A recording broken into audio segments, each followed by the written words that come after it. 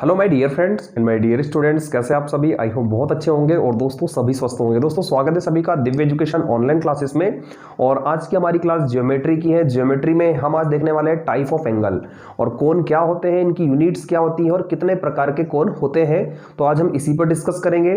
तो दोस्तों वीडियो को शुरू से लेकर एंड तक जरूर देखिए, बीच में वीडियो को ना छोड़े। और दोस्तों जैसा कि आप लोग जानती है कि अभी आगामी जो एग्जाम्स होने वाले हैं, जैसे वर्ग 3 का एग्जाम होने वाला है एमपी में, है ना, रेलवे के एग्जाम होने वाले हैं, एसएससी के एग्जाम होने वाले हैं, बहुत सारे एग्जाम होने वाले हैं। तो उन सभी एग्जाम्स के लिए ये वीडियो इंपॉर्टेंट हो जाता है। तो चलिए स्टार्ट करते हैं आज का सेशन। और सेशन अच्छा लगे दोस्तों तो दिल से लाइक कीजिए वीडियो को। और जिन बच्चों ने अभी तक हमारा चैनल सब्सक्राइब नहीं किया उनसे कहूंगा कि चैनल को सब्सक्राइब कर ले और बेल आइकन को भी हिट कर दीजिए। तो चलिए स्टार्ट करते हैं सेशन। सबसे पहले हम बात कर लेते हैं एंगल की, कि क्या होता है एंगल, है ना। तो एंगल की अगर बात कहे जाए, सीधे शब्दों में कहे जाए तो किसी एक बिंदु से जब दो किरण निकलती है, किसी एक बिंदु से जब दो किरण निकलती है तो इनके बीच यहां जो गैप बनता है, ये जो गैप बना है, इसी को हम कोण कहते हैं। इसको हम थीटा लिख सकते हैं या इसको हम कोण कहते हैं, थीटा से दर्शाते हैं इसको। अब यहां पर ये देखिए बात समझ में आ गई, किसी एक ही बिंदु से जब दो किरण निकलती है अलग अलग डायरेक्शन में, अलग अलग दिशा में, तो इनके बीच जो गैप बनेगा यही आपका कोण कहलाता है। इसे ही हम एंगल कहते हैं। अब बात करें कि एंगल को मापने की इकाई, कोण को मापने की इकाई, कोण को मापने की इकाई या यूनिट्स, है ना। तो कोण को मापने की दो इकाई होती है। हम प्लेन एंगल की बात कर रहे हैं, समतल कोण की बात कर रहे हैं अभी, है ना, ठोस कोण की हम बात नहीं कर रहे हैं। तो यहां पर देखिए कोण को मापने की इकाई आपने एक सुनी होगी अंश, या इसको डिग्री भी कहते हैं, है ना। दूसरा आपने सुना होगा रेडियन, रेडियन में भी कोण को मापा जाता है। तो इस तरीके से डिग्री का जो साइन होता है इस तरह से यहाँ 0 लगा रहता है पावर में, और रेडियन का जो साइन होता है ऐसा C लिखा रहता है यहाँ पर।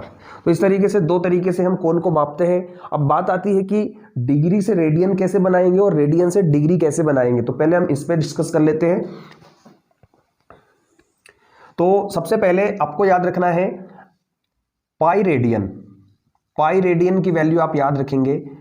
पाई रेडियन का मान जो होता है 180 अंश के बराबर होता है। ये कांस्टेंट वैल्यू है जो आपको याद रखनी है। और अगर यहीं से हम 1 डिग्री की बात करें कि 1 डिग्री में कितना रेडियन होता है, तो 1 डिग्री में हो जाएगा आपका पाई बाई 180 रेडियन। 1 डिग्री का मान जो है पाई बाई 180 रेडियन के बराबर होता है। तो ये दो चीजें जो है फिक्स आप लोग याद रखेंगे दिमाग में, तो आपको ज्यादा प्रॉब्लम होने वाली नहीं है। अब बात करते हैं हम इसको चेंज करने की, है ना। तो चेंज करने के लिए जैसे मान लीजिए मैंने यहां पर लिखा है 150 अंश का मान रेडियन में बताइए, रेडियन में क्या होगा। तो कई बार सिंपली इस तरह के क्वेश्चन आ जाते हैं, है ना। तो हमें 150 अंश को रेडियन में बदलना है। अब दोस्तों हमने यहां पर लिख रखा है 1 डिग्री या 1 अंश का मान जो है रेडियन में होता है पाई बाई 180 अंश। तो हम यहां से कुछ नहीं करना है हमें, केवल हम 150 में पाई बाई 180 का गुना कर देंगे। तो ये जो हमारी वैल्यू है ये रेडियन में चेंज हो जाएगी। जो डिग्री था हमारा किस में बदल जाएगा, रेडियन में। अब इसको काट दीजिए, यहां से 0 से 0 कैंसिल हो जाएगा। यहाँ पर इसको काट दीजिए आप, 3 से काट दीजिए, 3 से 3 5 15 हो जाएगा, 3 6 18। तो हम कह सकते हैं 5 पाई बाई 6 रेडियन। तो ये हमारा 150 अंश से रेडियन में हमने बदल दिया कोण को। ठीक है, चलिए उम्मीद करता हूं सेशन अच्छा लग रहा दोस्तों, चीजें क्लियर हो रही है। तो वीडियो को लाइक जरूर कीजिए।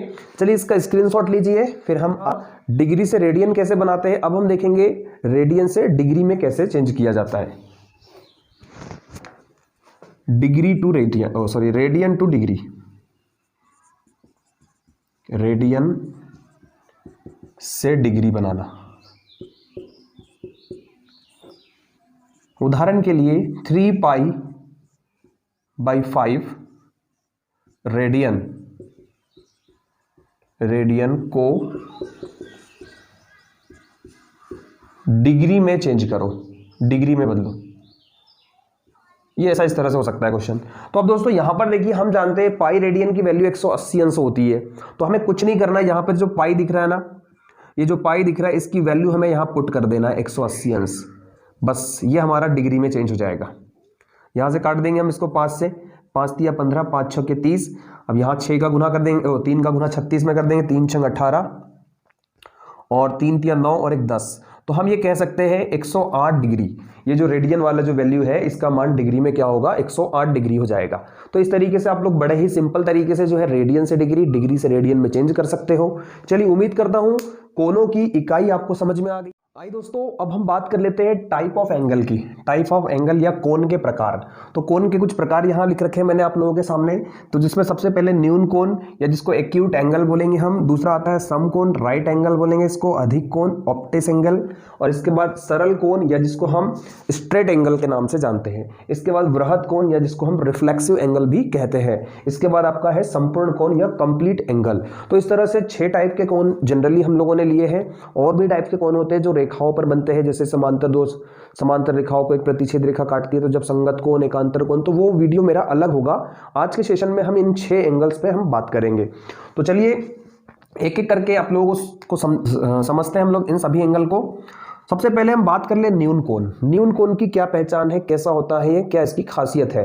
तो सबसे सिंपल शब्दों में आप याद रखेंगे, जिस कोण का मान 0 डिग्री से 0 से अधिक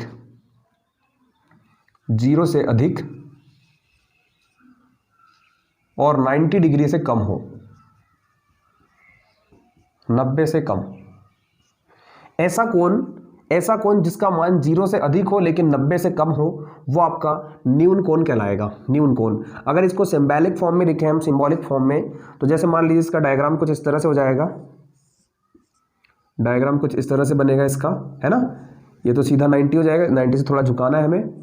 और इसमें अगर थीटा की वैल्यू की बात करें तो थीटा का वैल्यू जो है 0 डिग्री और 90 डिग्री से कंपेयर करेंगे हम, तो 0 डिग्री से बड़ा होना चाहिए इसलिए ये लगाएंगे, और 90 से कम होना चाहिए तो ये लगाएंगे हम। तो ये आप इसको सिंबॉलिक फॉर्म में भी याद रखिए, ठीक है। तो ये आपका न्यून कोण त्रिभुज हुआ।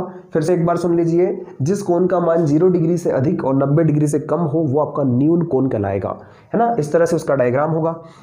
आइए अब आते हैं हम राइट एंगल की ओर, सम कोण की ओर। तो इसको ऐसा कोण जो फिक्स 90 डिग्री का हो, इसमें जो कोण होगा वो फिक्स 90 अंश का होगा, फिक्स एग्जैक्ट 90 अंश का होगा, वो कोण आपका क्या कहलाएगा, राइट एंगल कहलाएगा। इसका डायग्राम की अगर बात करें तो इसका डायग्राम कुछ इस तरह से हो जाएगा। दोनों लाइन एक दूसरे के परपेंडिकुलर होगी इस तरह से, यहाँ बनेगा आपका 90 डिग्री, और यहाँ पर आप कह सकते हैं थीटा की वैल्यू जो है ये हो जाएगी 90 अंश के इक्वल। तो इसमें फिक्स जो है कोण का मान जो है 90 अंश होता है, वो आपका सम कोण होता है। तो इस तरह से डायग्राम भी याद रखेंगे आप लोग, है ना।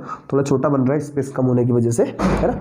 चलिए अधिक कोण, उसके बाद बात करेंगे अधिक कोण या ऑब्ट्यूस एंगल की। ऑब्ट्यूस एंगल, तो इसमें कह सकते हैं हम 90 डिग्री से अधिक,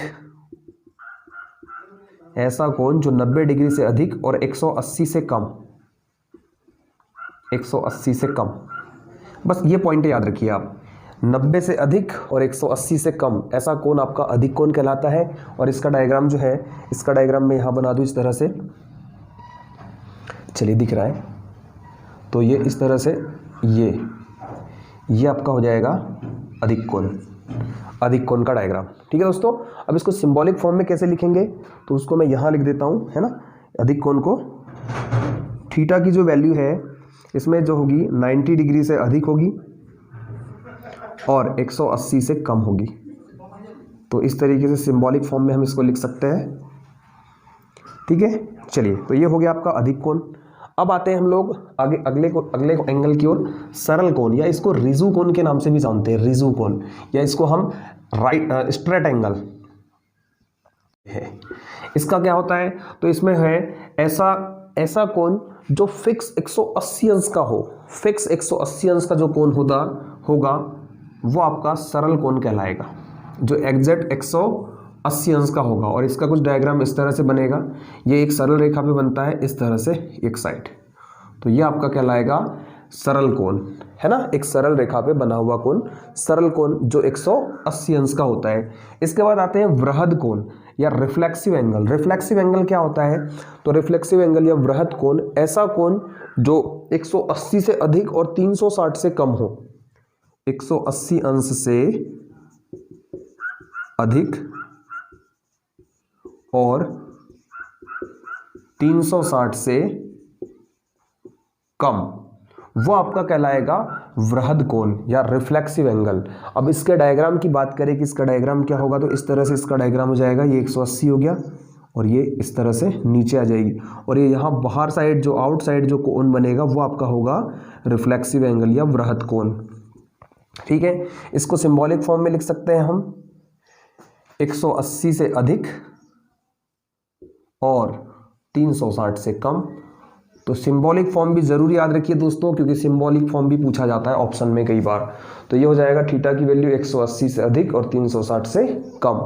तो यहाँ पर हमने ये कोण देखे, वृहद कोण। अब आइए संपूर्ण कोण या कंप्लीट एंगल की बात करें हम। संपूर्ण कोण, तो संपूर्ण कोण या कंप्लीट एंगल जो होता है वो पूरा का पूरा 360 डिग्री का हो जाएगा।